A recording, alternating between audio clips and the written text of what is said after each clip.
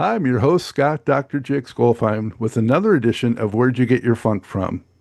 For this episode, I am pleased to welcome jazz saxophonist, songwriter, label owner, music and film producer, and educator James Plunky Branch.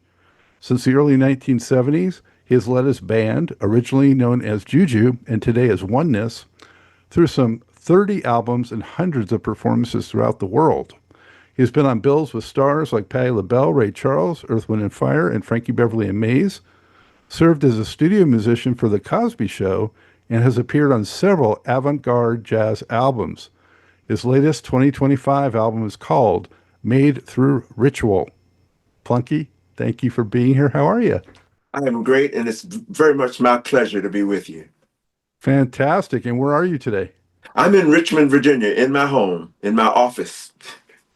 All right. Well, you're only, what is that? Maybe like 4 or 5 hours from me, I think. That's exactly right. We could have done this live, but this is fine. Yeah. Well, so good to finally have you on the show. Thank you for making the time. My pleasure. Outstanding. So, as I mentioned, before we jump in, I do want to say thank you, special thanks to Paris Ford, who helped facilitate this. He's a supporter and fan of the show and a talented bass player. So, thank you to him. He's my cousin, and I thank him as well. Outstanding. All right. So, Plunky, the first thing we do is we ask the name of the show, Where'd You Get Your Funk From? And it has two parts. The first part is musical. And how did you first, get funk into your bloodstream, into what you do musically? And secondly, how has funk informed you in terms of, your perseverance and your character? Well, I got started in funk as a listener, as a record listener here in Richmond, Virginia, when I was a young lad, listening to people like Chuck Berry on the radio.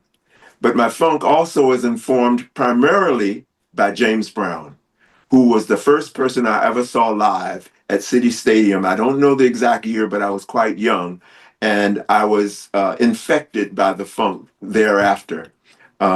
My funk comes from the church and the music of the church, because of how it makes people feel. And for me, funk is not just a dance music, but it's an emotionally charged music. It's a communal experience when we have the funk. In addition to that, I have had the opportunity to tour with a man, Bobby Bird, who was stood beside James Brown for a number of years. So I get my funk secondhand through Bobby Bird, having toured Europe with him. But long before that, when I was in college, my funk came from Sly Stone, Jimi Hendrix, and James Brown again. My first band was called the Soul Syndicate at Columbia University, and we did half our repertoire was James Brown, the other half was Motown. And so I've been funking it since the 50s, but professionally since 1966 or so. In terms of how funk informs my ongoing philosophy and my longevity, funk is a way of life.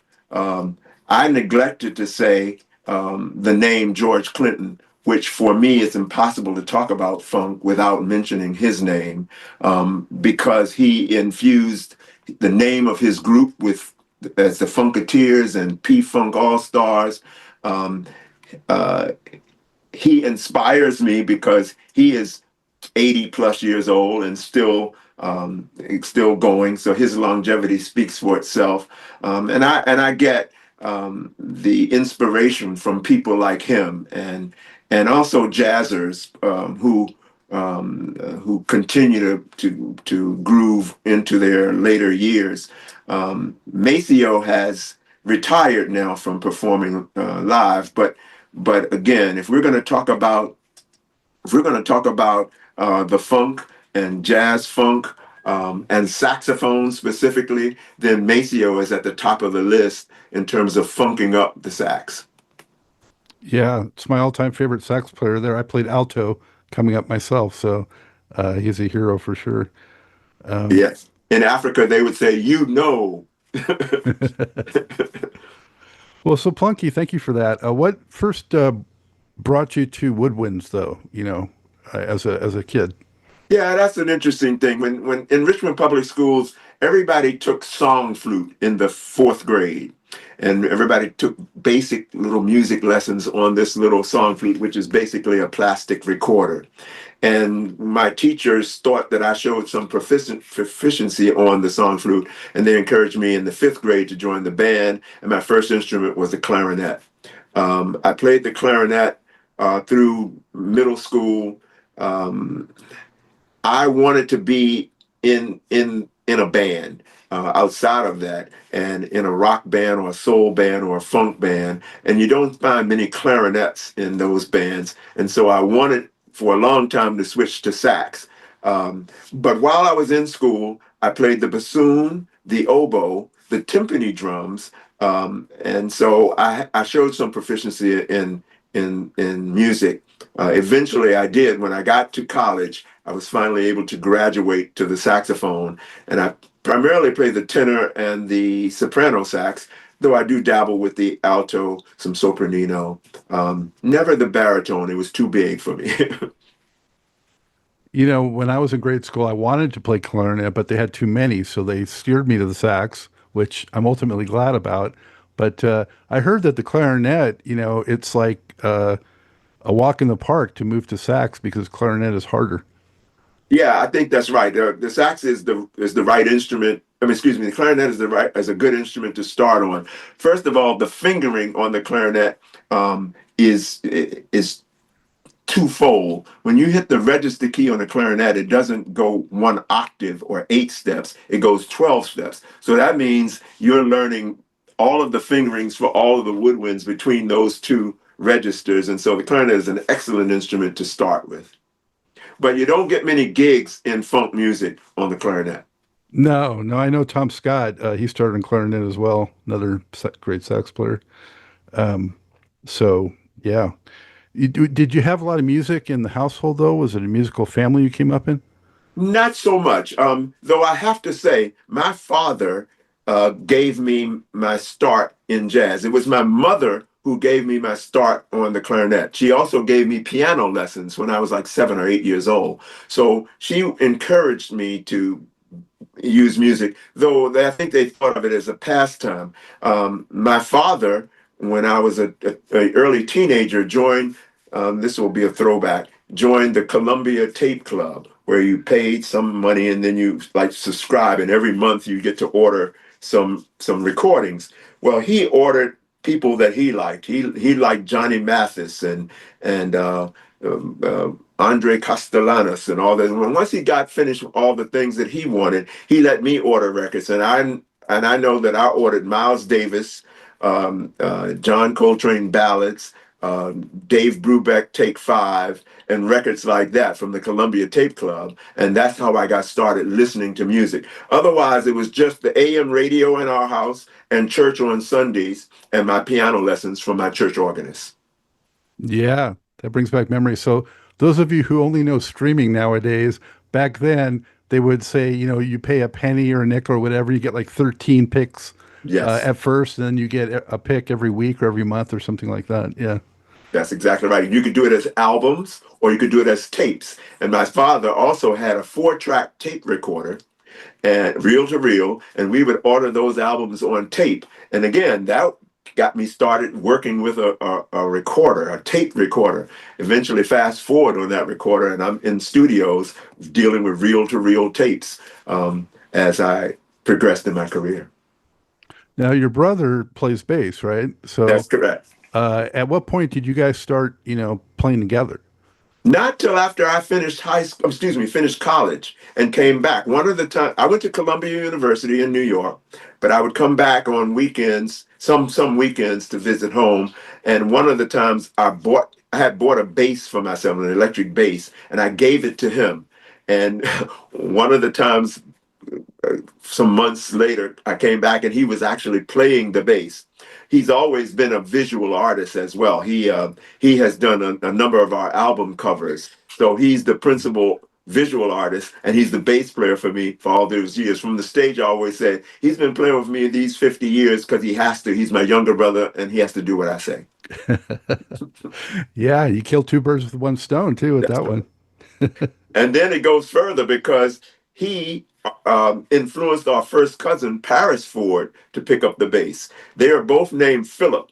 So it's P. Moosey Branch, Philip Moosey Branch, and it's P. Paris Ford, Philip Ford. So in our family, my brother was Big Phil and he was Little Phil, but they were both bass players, and they're both on one of my. They both played together on my African Rhythms album, and Paris Ford is going on to do great things, playing with Rick James and Lionel Liston Smith and Michael Urbaniak. While we've just been confined to playing with Plunky and Oneness of Juju, but we get a chance to open for Earth, Wind and Fire and Ray Charles and tour the world as well. Yes, indeed. So you mentioned a lot of artists, but who would be a few of your most influential on the saxophone? Well, we've mentioned Maceo, but I would also have to remember. I'd be remiss if I didn't say John Coltrane and Charlie Parker. Um, but beyond that, Pharoah Sanders is an influence on the sax. Um, Junior Walker, who did Shotgun, Shooting for Junior Walker as a sax player. And then a whole host of jazz players, Hank Mobley, Wayne Shorter. But the principal ones would be Pharoah Sanders and Maceo Parker. And at what point did you decide that you wanted to make a career out of it, a lifetime of it, and how did you make that, reality? That's a really good question. I decided in college, not until my second or third year in college. And in fact, in my third year in college, I left school. I quit Columbia and moved to California to pursue music. But that decision was not just artistic.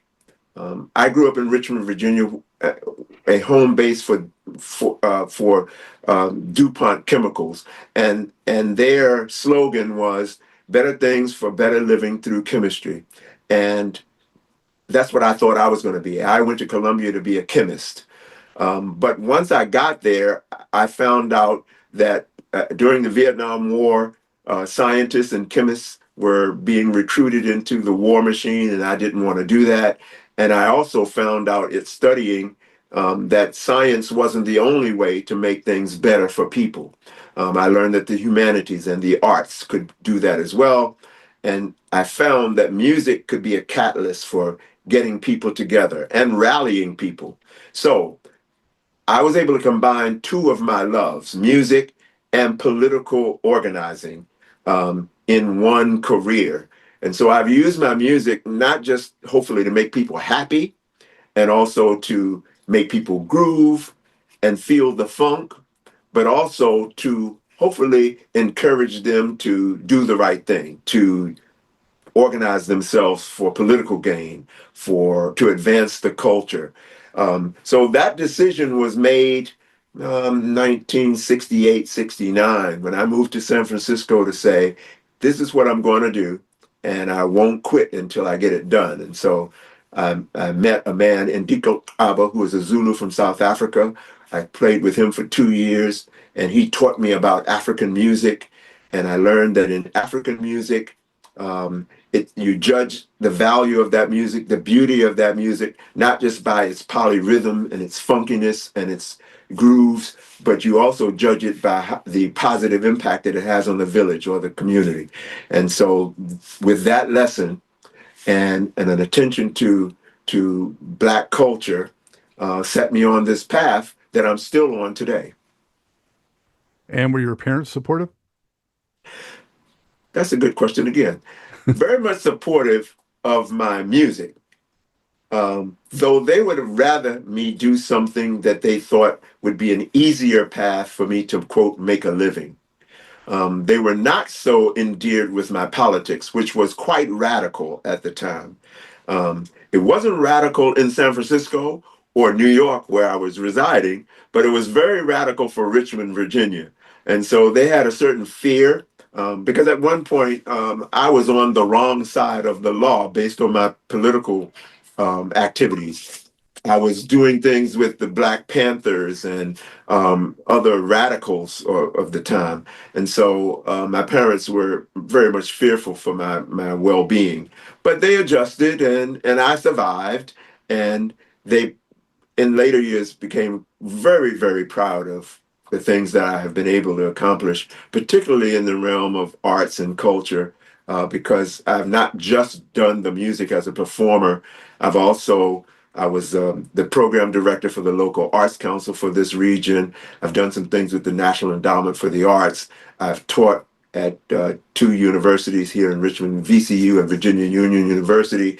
So over time, my parents adjusted to my way of life, and by the end, they were very proud of me. Mm. What would you say, Plunky, was your first major break in recording, that helped you get on your way? Well, a couple of steps. One, I joined a label called Strata East Records. Strata East was a jazz label that was composed of musicians who were also producers. And in that collective, we released our own records.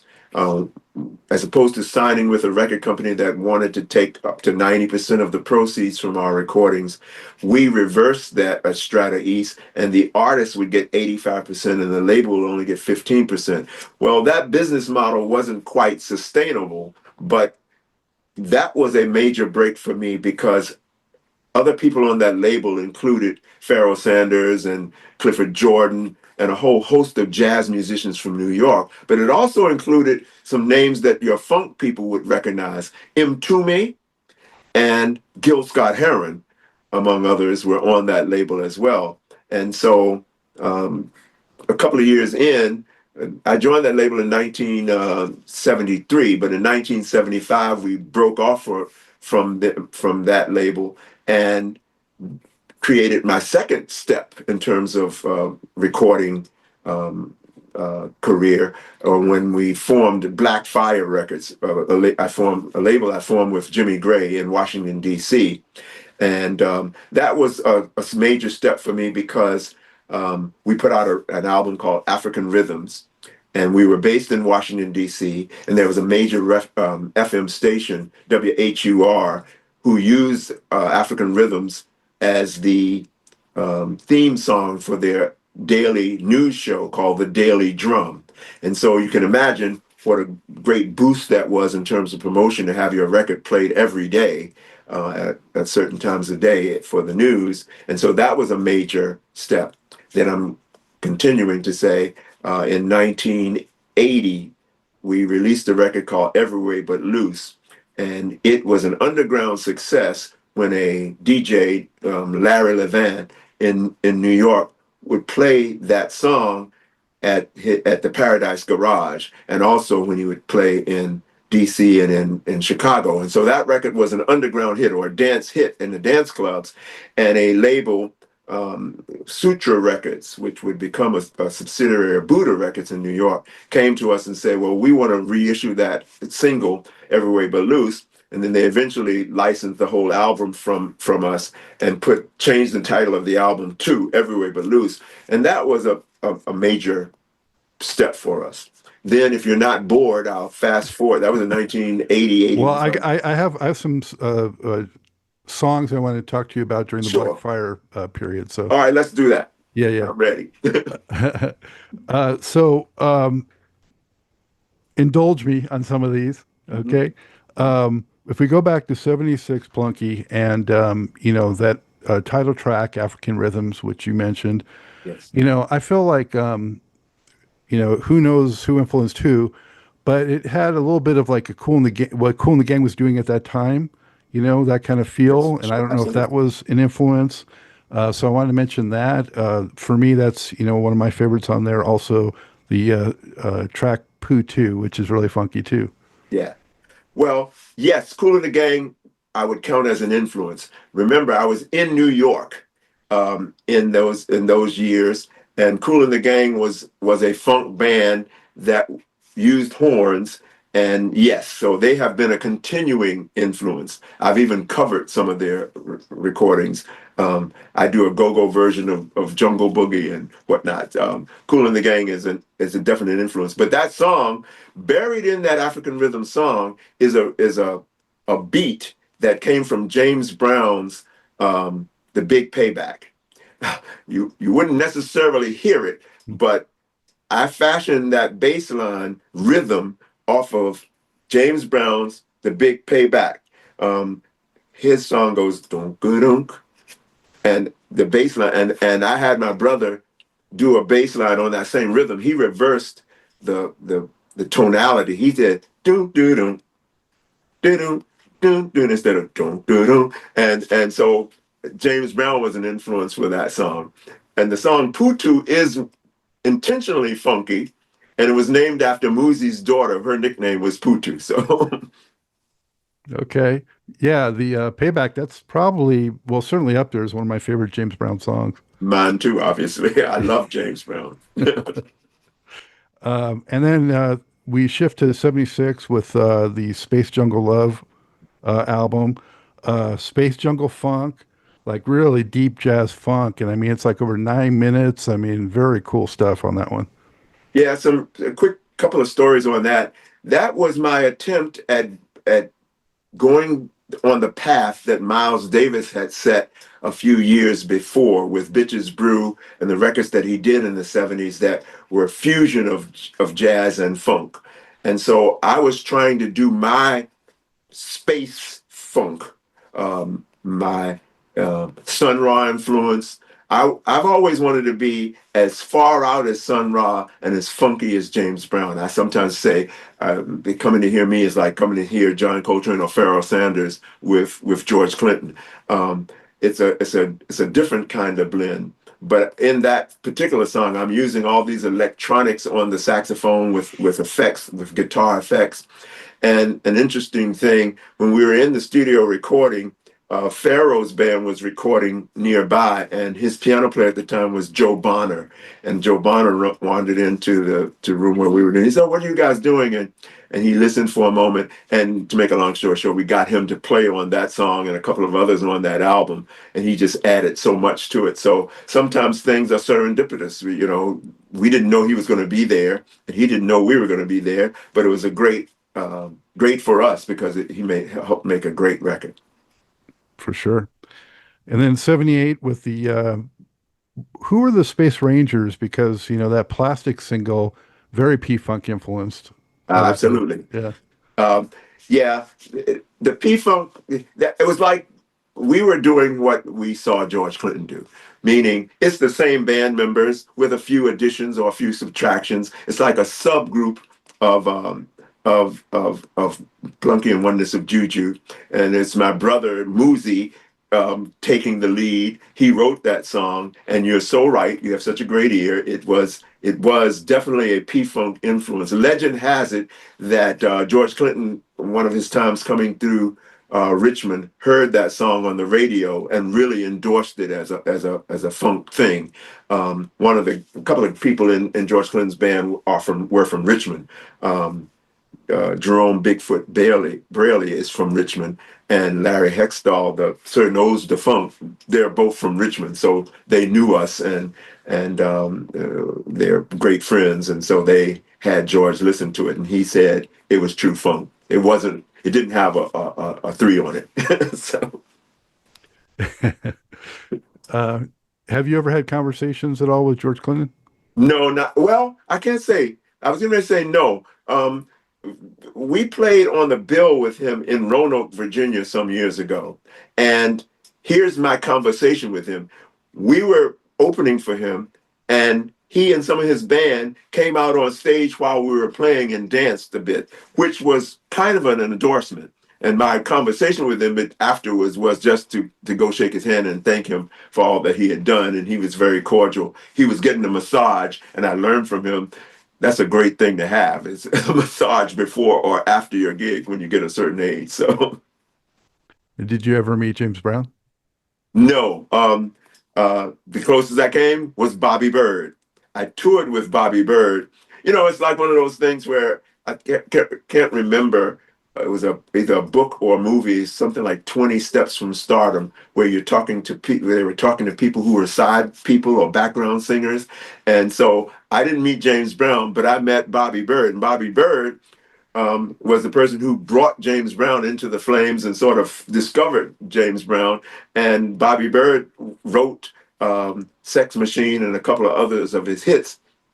And I got to play with Bobby Byrd for 6 weeks on tour. And so it was like meeting James Brown in a certain way. I feel like that's my James Brown influence. I can only imagine the stories Bobby Byrd had about Oh, those experiences.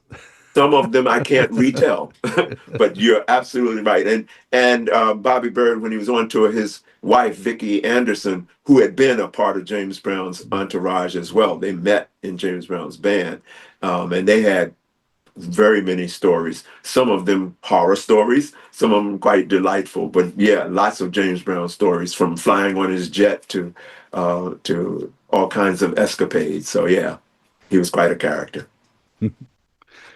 Shifting Plunky to 80, the Make a Change album for, again, Oneness of Juju.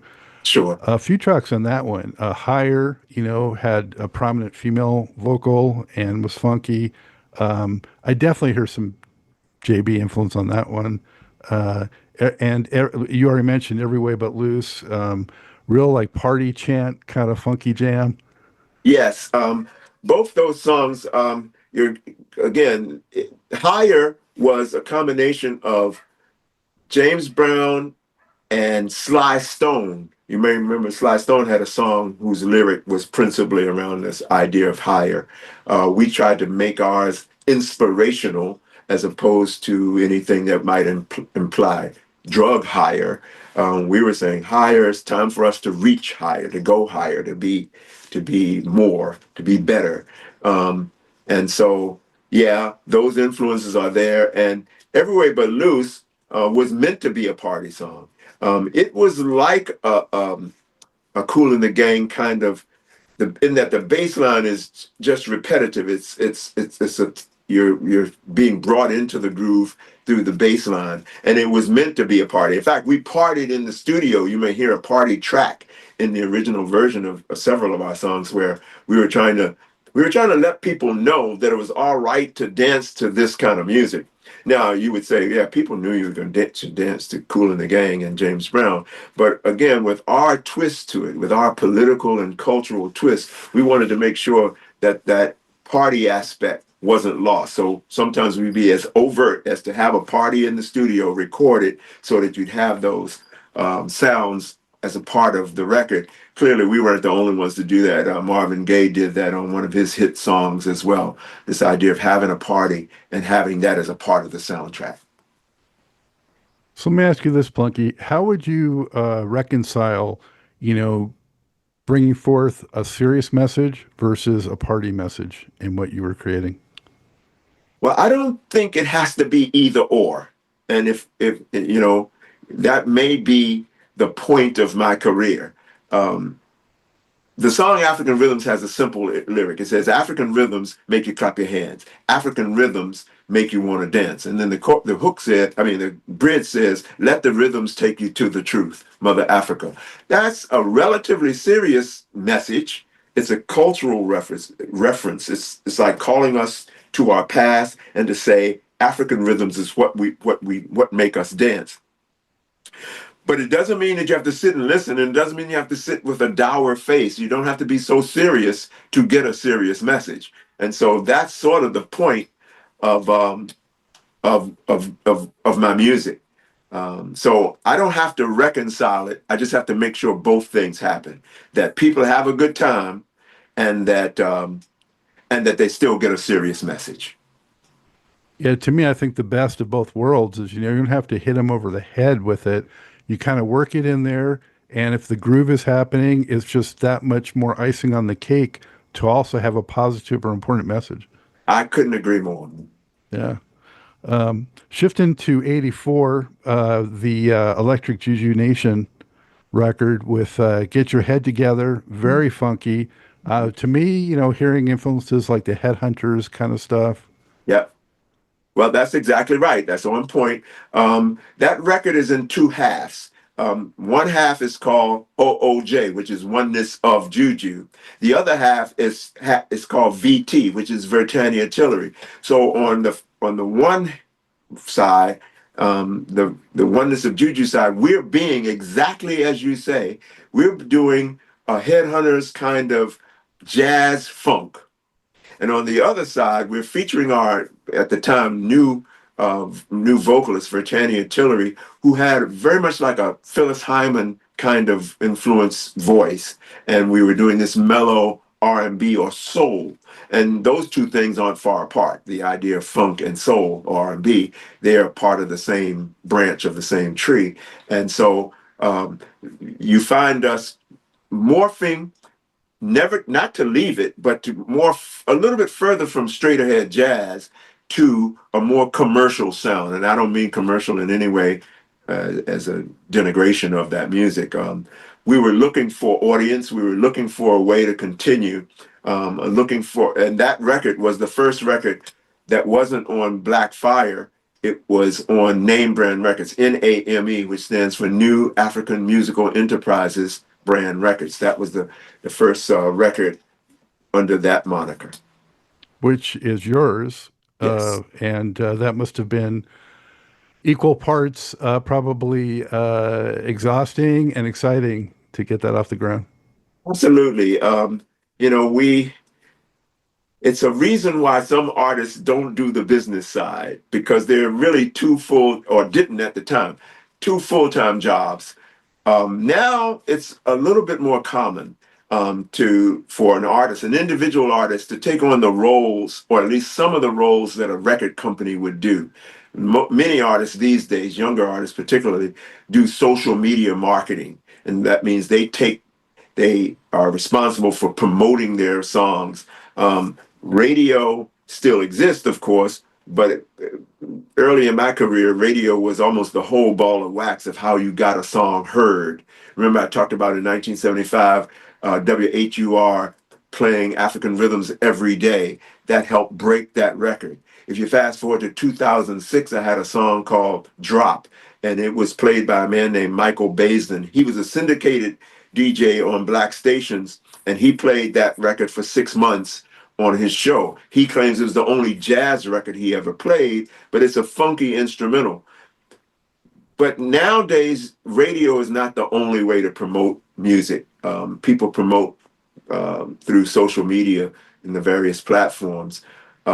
But you're right. For me, in 1984, when we were putting that record out, it's working with the pressing plants to press the albums. It's working with promotion men who take the records around to all those radio stations. It's working as your own distributor, distributing albums out of the trunk of your car as you go to record stores in Philadelphia or even in Brooklyn, New York, and drive down to North Carolina or Norfolk, Virginia to stock record stores. And so you're right, it was very exhausting.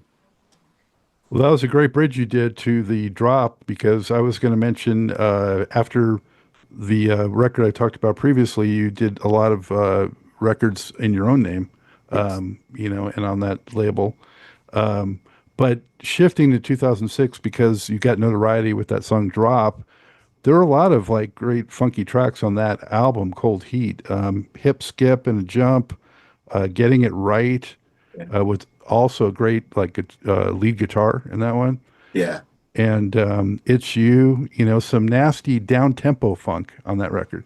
Yeah. Well, I've not strayed too far from the funk all along. Now, if I had to categorize myself, I would say I can't. I would say I'm very eclectic. And that has been a difficult thing for us, for Plunky and Oneness of Juju, because again, staying back there in the record world of the 80s, 70s, 80s, and 90s, there were things called record stores. And people would say, your records are great, but you have some jazz, you have some funk, you have some soul over here. We don't know what place in the record store to put this record. So it works against you. People want to kind of know, if I had it to do over, I might still do all those different kinds of music that you mentioned that's in between this funk, and I would put each kind on a record unto itself. But I love the songs that you mentioned on the Cold Heat album. There are a couple of albums that I have done and produced with my son that are just, even when I listen to them today, there are some great songs. And again, I should be letting you lead this interview to where subjects you want to cover. But I'll say this, that in the '90s, the Blackfire records and the Electric Juju Nation first record on name brand, it got picked up in Japan by P-Vine Records. Blues Interaction P-Vine is a label in Japan, and they were quite successful in Japan. Then in 2001, we released the record on Strut label out of London, and recently they have licensed the entire Blackfire catalog and this record we most recently talked about, the Electric Juju Nation album, and they've been reissuing all those records on the Strut label. But one day soon, I'm hopeful that the rest of the name brand catalog will find its way in the reissue world, because I think that there's some funky tunes on there that could be very commercially successful as people do this retro look into the funk. You gotta love P-Vine.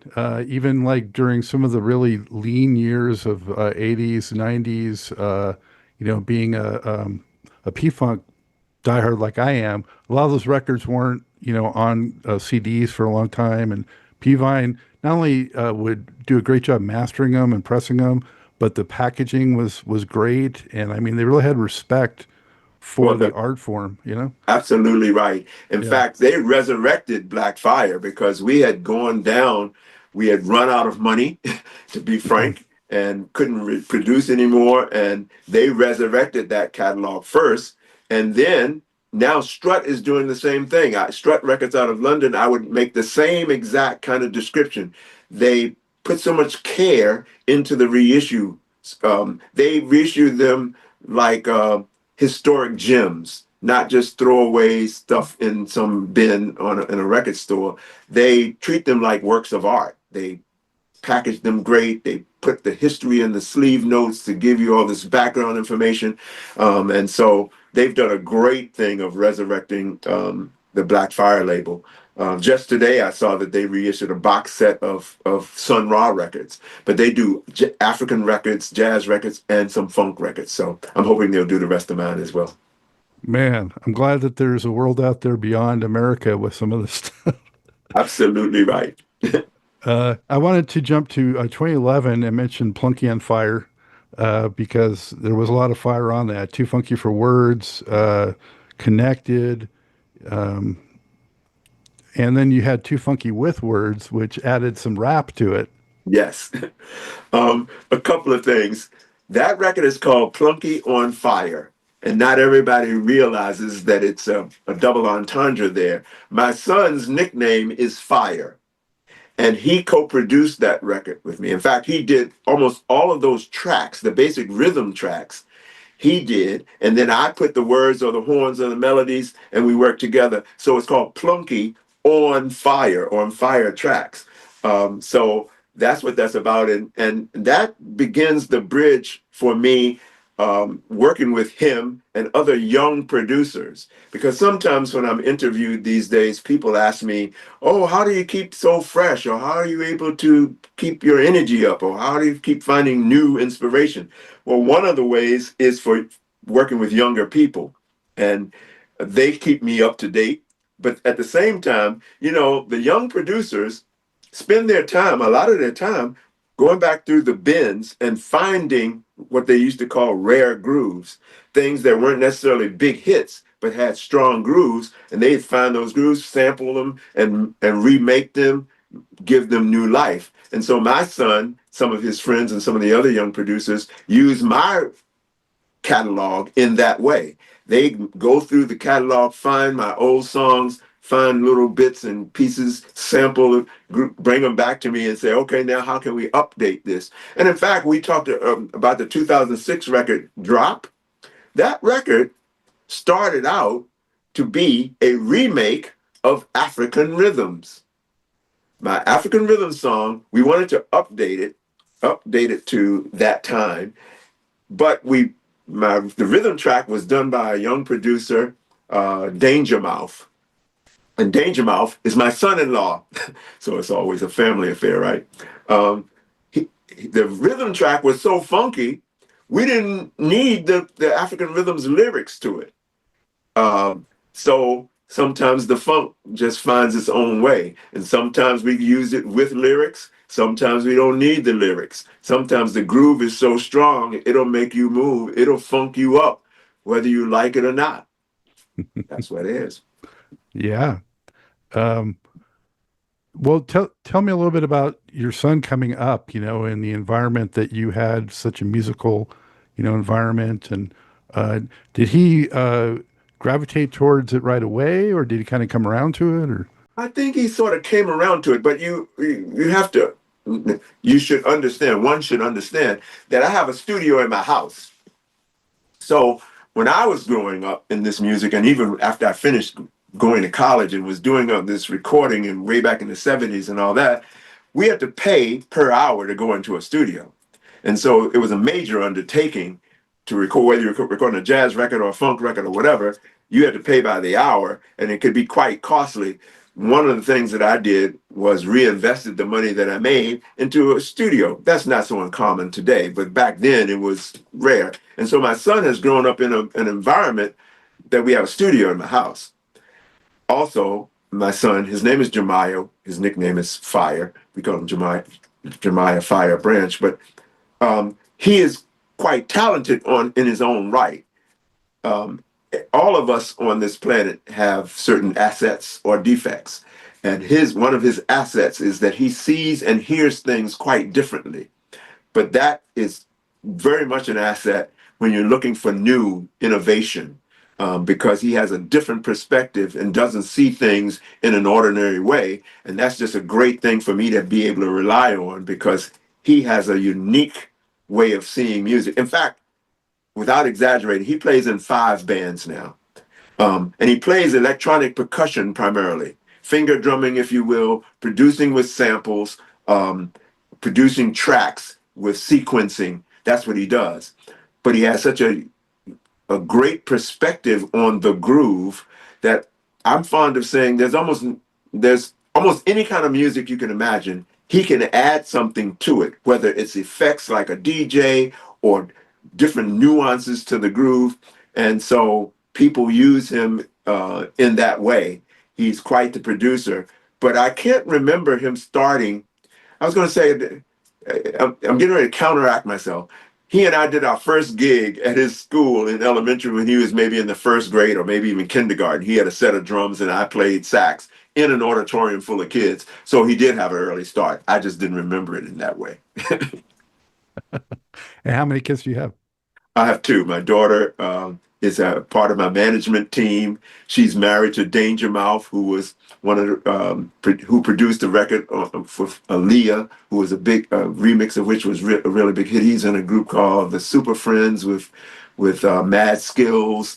I have a quite talented family. If you add Moosey to it and Paris Ford, hey, we might be a dynasty of sorts. Sounds like it. I want to come to some of those family gatherings. You guys Yeah, must, create some great things while you're doing that. absolutely. Um, I got to say, Plunky, it's such a credit to you, in my opinion, that, you not only had such a great career of longevity, but you're still so active with it. And you mentioned being inspired by some of the younger people coming up, but there's so many that maybe they have the longevity, but they don't keep making new music. They don't keep recording new albums. Or if they do, maybe it's just sort of like a nostalgia thing, So the way you keep pushing forward is just really to be admired. Well, I appreciate that you appreciate that. It's probably some ego driven. I've always believed that the things that we were doing with Juju, Oneness of Juju, Plunky, Oneness of Juju, Bush Brothers and Strange Strangers, this whole collective, I've always believed that it was important. I've always believed in the message. And so I haven't stopped because I think the message still has a place. I'm still looking to be able to share this message, this content, this culture.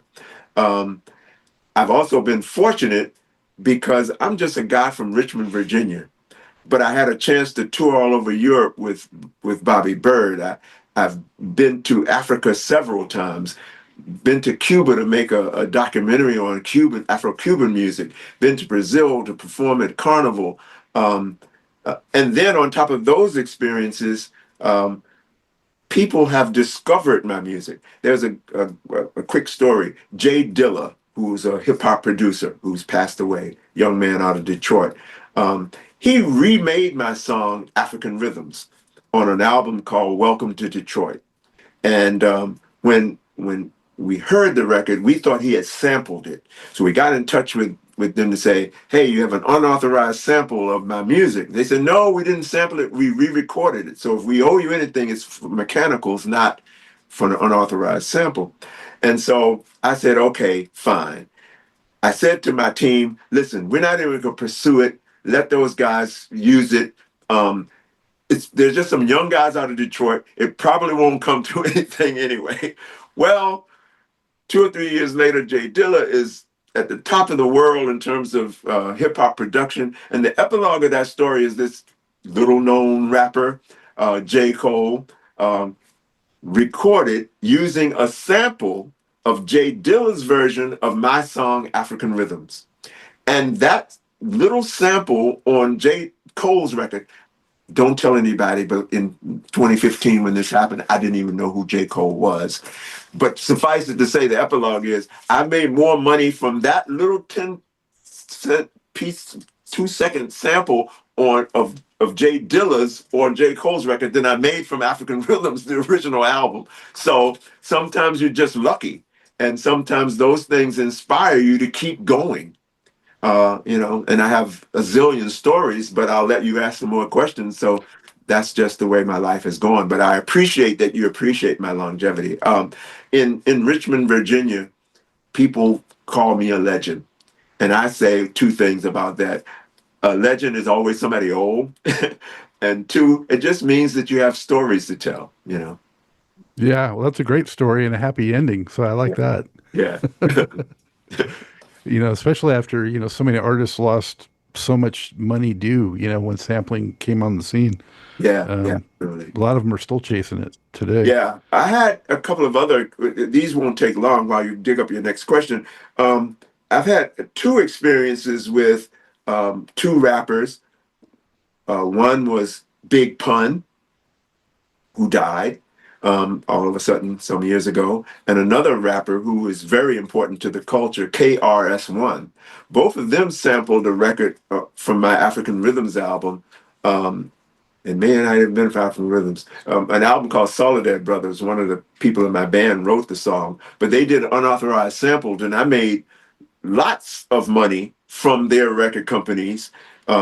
Big Pun's record company, he died all of a sudden, and in 2 weeks they put out his next album, sort of to capitalize on his death, and they put that song out without clearing the sample, and I was able to sue them. I won't cite figures because the settlement requires that I not, but we did quite well off of those samples because I had run a record label, and because of that, I had to take care of things like trademarks, copyrights, registering for publishing, registering the writers, and those things put me in a position that some of the artists did not have. Some of the artists, as you say, are still chasing, trying to get money from their work that was sampled because they didn't own the masters, they didn't register publishing, they didn't own those aspects, whereas I did, and so it has benefited me greatly.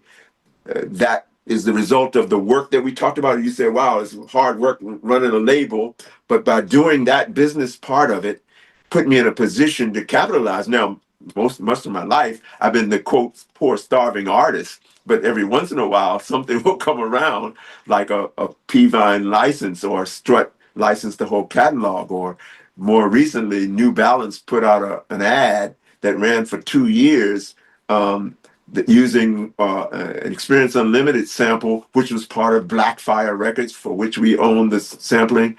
Big payday. That's not a brag. That's just the way the business works. If you get a national ad with an international company, they pay you royally for using your music, if you have all the paperwork, all the legal parts covered. Well, I bet you never envisioned, way back when that this is how it would turn out, that you would make more later in life from little snippets. Of past stuff, 50-year-old stuff. No, Yeah, I didn't know that. I yeah, have to admit. that's crazy. Yeah, But good news, yeah. yeah. Um, you let's talk about the new record. Okay. Mhm. So it's again called Made Through Ritual, and Made through out this ritual. out this summer. Mhm. What was, it like to get the material together for that, and what was the inspiration behind it? Yes. This is another one of those parts of the story where I'm talking about younger people and full circle and 50 years coming. This record, Made Through Ritual, was done primarily by the son of Jimmy Gray, who was my label partner. We started Blackfire Records in 1975. His son, Jimmy Gray, died in the 90s. His son is a producer, art curator, DJ. He, like so many of my young friends do, sent me some tracks. Said, Plunky, listen to these tracks. Can you help? Can you do anything with these? I love the track. He sent me 25 or 30 tracks. All of the tracks were done with samples, exclusively with samples. He doesn't play an instrument. He's a DJ. He searches through crates, finds, but his sensibility is like his father. He's not doing tracks that sound like typical hip hop or R&B or funk.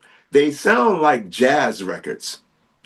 I listened to them and then I treated them like compositions, not like tracks, like compositions. So, okay, you've written the composition. Let me put some melodies to them. Then I will have musicians replay those tracks. We're not going to use any samples.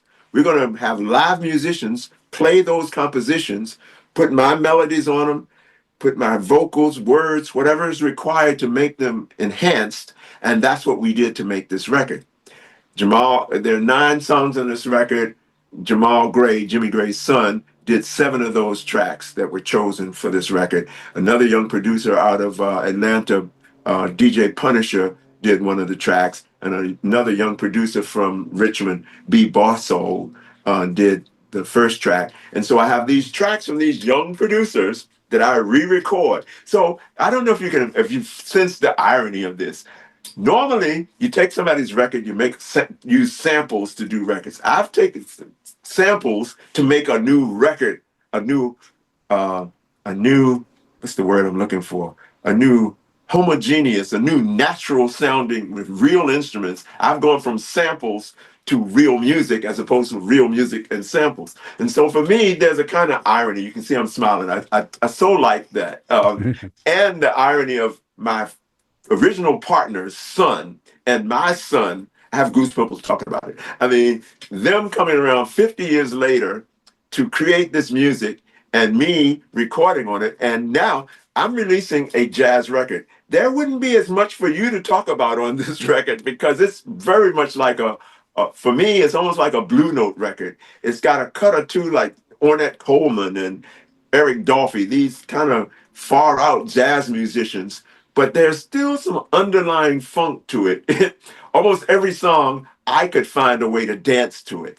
So it's kind of it's called Made Through Ritual, and that's one of the song titles. It's called Made Through Ritual because I believe this idea, what it takes to create, sometimes is a ritual, is a rite. It doesn't have to be religious, but a set of practices you go through to get yourself in a frame of mind so that you can feel inspired, so that you can be inspired. That might involve yoga or exercise or just warming up your instrument or whatever procedure you use it becomes a ritual, a kind of a worship ceremony, even if it's not religious.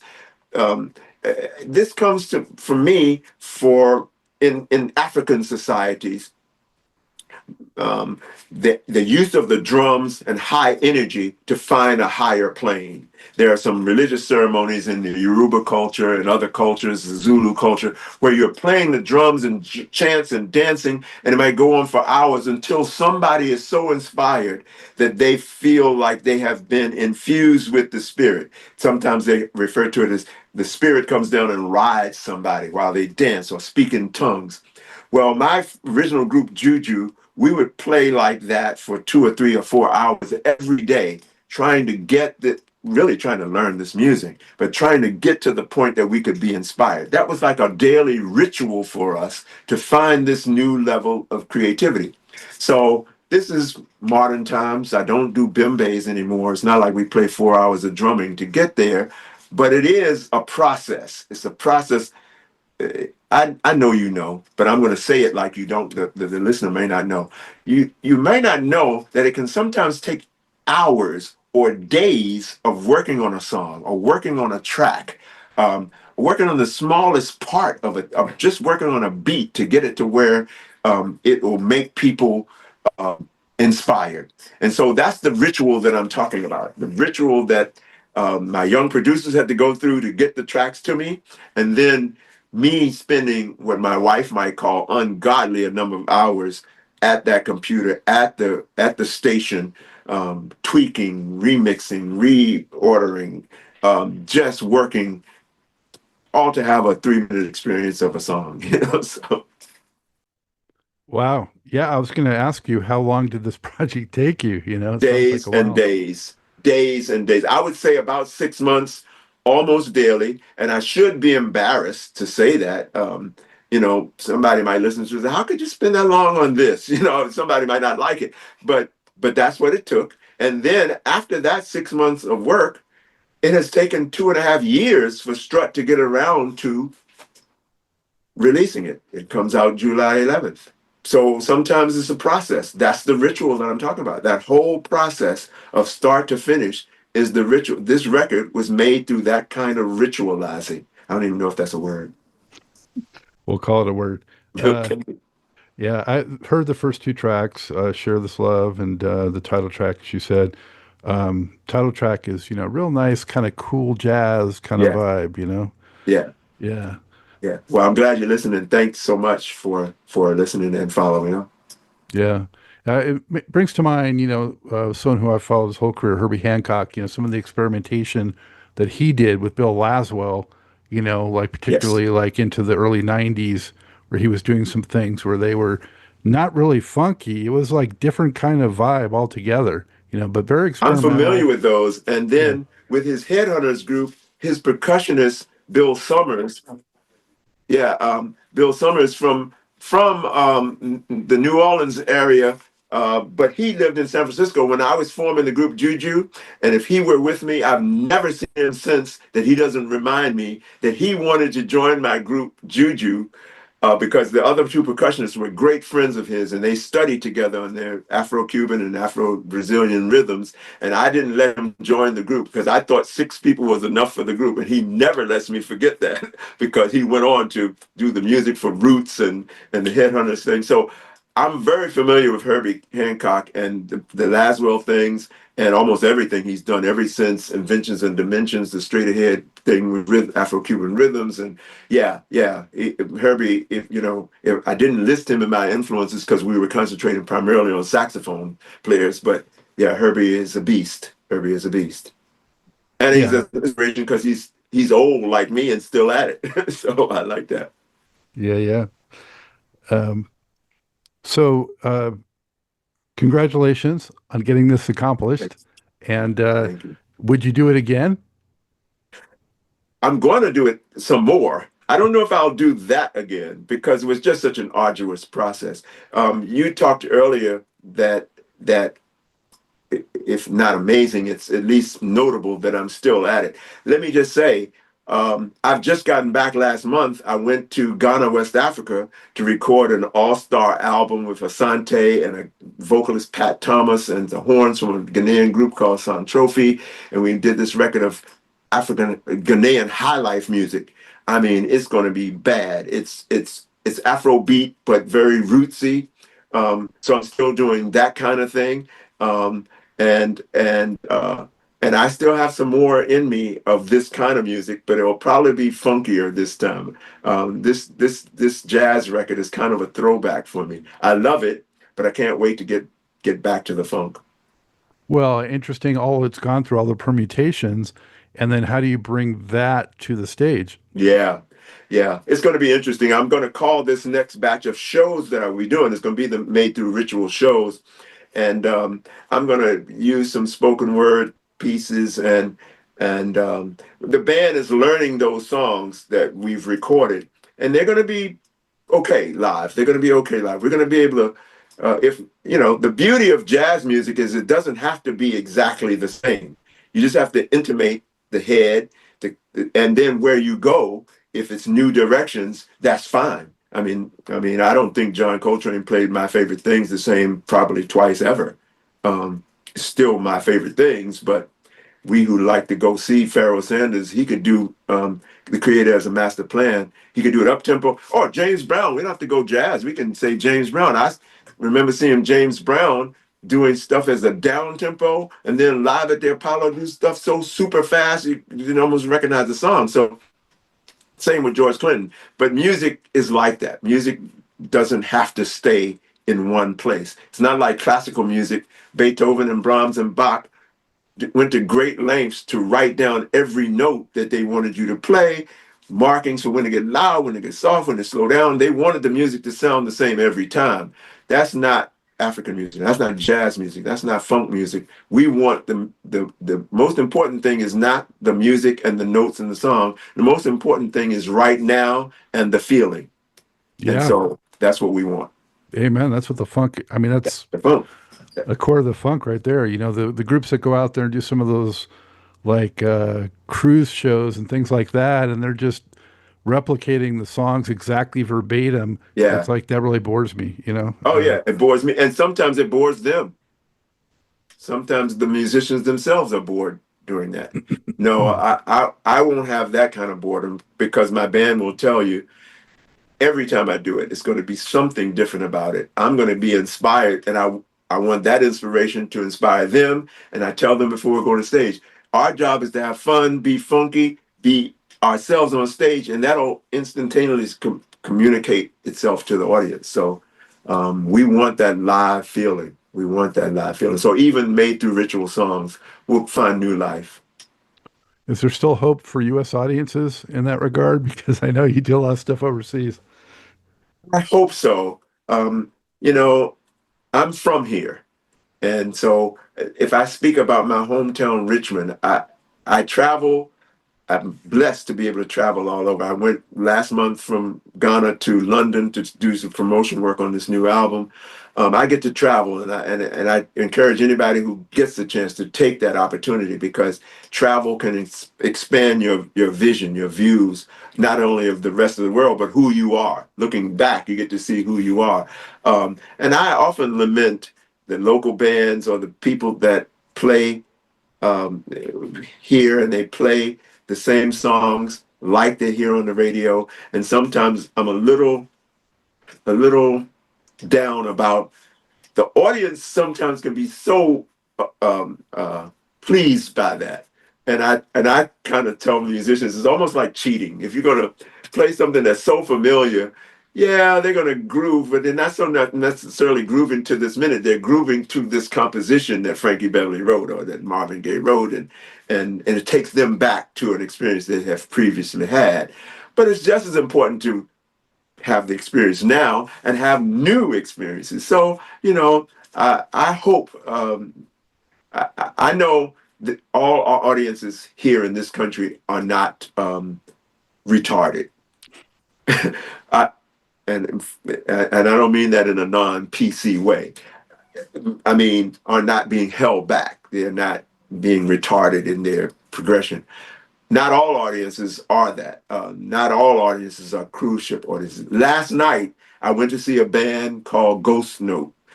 I had never heard of them 2 weeks before. I heard some of their Mono music. Neon is Mono Neon on bass on that? I think so. Yeah.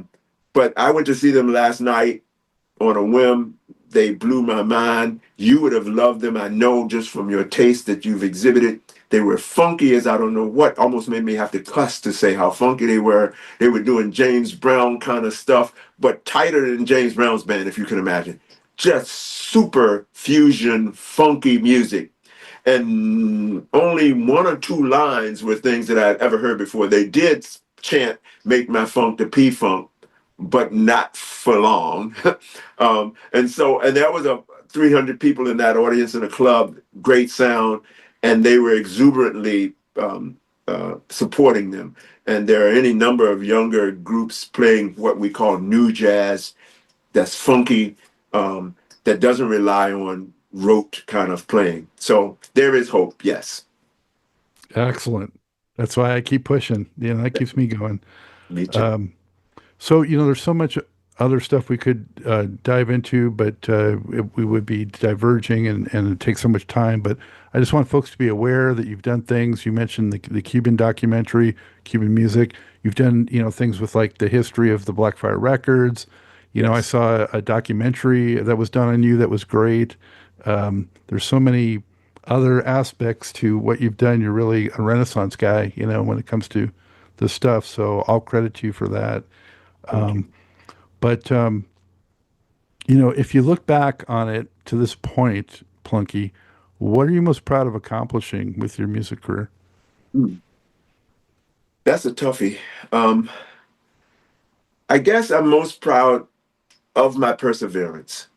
I'm most proud of the impact that I've had, as much or as little, on whatever scale one is judging, as it is, the fact that I didn't have a major record company mega bucks behind me.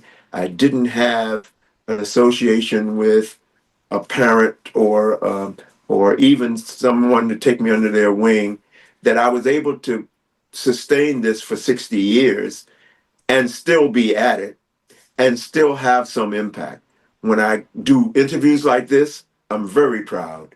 Um, and I do these in other places. Giles Peterson in London, we did a similar kind of thing. It's going to be a 3-hour show. Um, I'm very proud of that. I keep thinking I'm a young guy. This young guy from Richmond, Virginia, could go all these places and do all these things that are beyond, say, my parents' wildest imagination, or some of the people who I grew up with would never imagine that this is possible. This would be possible. So I would say that and the political impact, cultural impact that I have as I reach to Africa or Cuba, and these people and forces together. That's what I'm most proud of. And who is your biggest thrill to, jam with or meet, along the way? That's a toughie. Well, I did a record with Pharoah Sanders, and Pharoah Sanders was a disciple of John Coltrane, and John Coltrane is my ultimate tenor saxophone player, so I'd have to put Pharoah up there. Um, um, Met some of the guys from Steel Pulse, a reggae band, um, my favorite reggae band.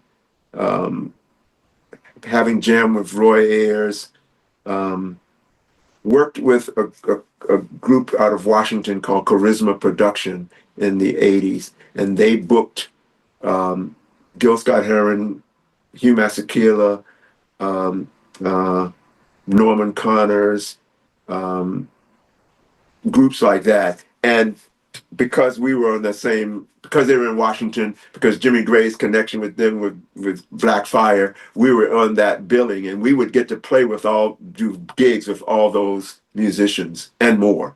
And that was kind of a high point. Then, of course, me touring with Bobby Bird, we toured all over Germany, Switzerland, France, doing one-nighters across Europe on a double-decker bus, doing one-nighters that was quite an experience. Um, but all of it, it's kind of hard. I know when this is finished, I'm gonna say, "Wow, I should have said," and I should have said that, but that's what comes to mind. And then playing with my cousin Paris, and playing with my own family, and playing with my son and Jimmy Gray's son, those are high points for me. It may sound corny, but those are high points. I understand. What about in terms like a bucket list thing? If you could play with somebody, I mean, who would you really like to share a stage with, Mm-hmm. or a studio? Mm-hmm. Well, some of the ones that I mentioned, um, I don't have too many that I haven't done. I have a whole list of people that I really admired. I really admire. I love Robert Glasper, um, jazz funky keyboardist, Kamasi Washington, and guys of that ilk. Um, I, the new young guys. I'd love to work with Yusef Days and um, the Ezra Collective is an African Afrobeat jazz group out of London, Kokoroko.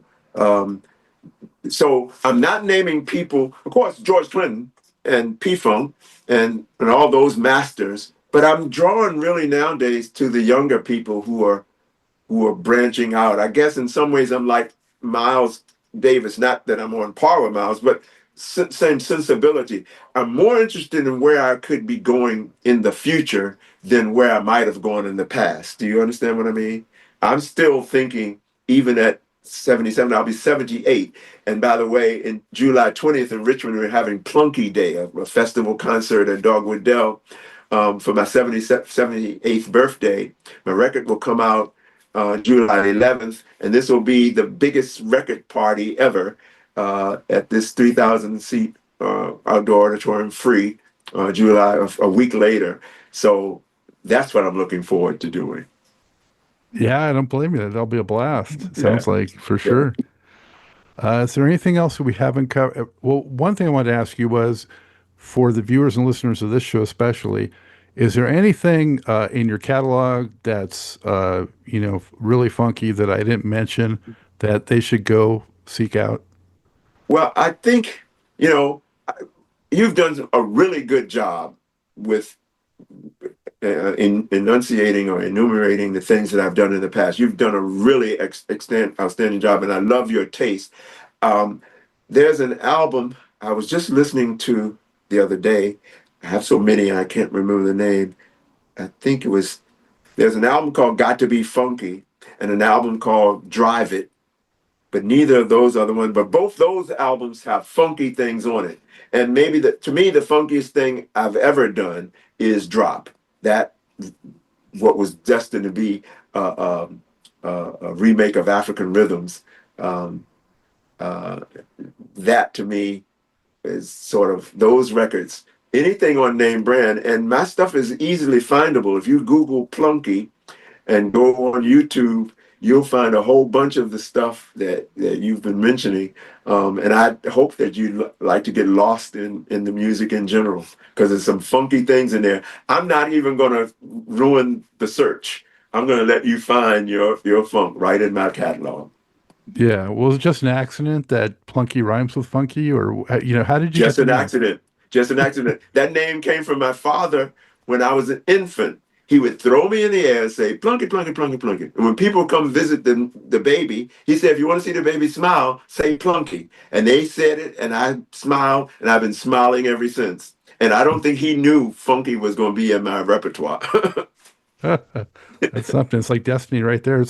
That's got to be the best funky name aside from maybe Bootsy. Yeah, me and Boosie, we can go together.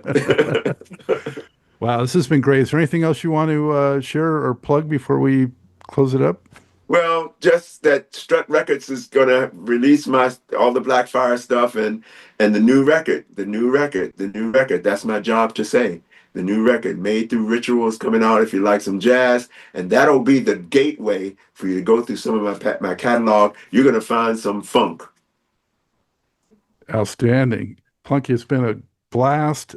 Congratulations on all the success, still at it, the new record, and thank you for all the great music through the years. Thank you so much for having me.